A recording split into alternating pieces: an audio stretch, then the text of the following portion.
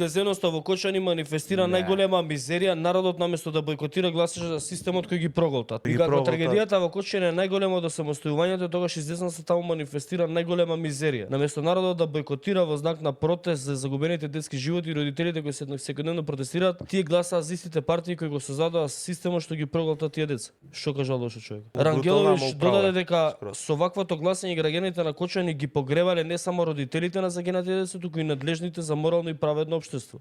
Очекува бойкота на изборите, ако не на ниво на цела држава, тогаш барем во Кочани. Што е непријатно да се слушнеме, брат? Непријатно да им се каже у очи на комшиите на тие деца што излегле да гласаат за луѓето кои што им ги запалија комшичињата. Тоа е непријатно. Многу ни е нас непријатно од вистината, брат. Непријатно да им кажеш на тие комшии и роднини дека гласаат за луѓе кои заради кои што нема веќе 63 деца, нивни познаници. Што има тука непријатно?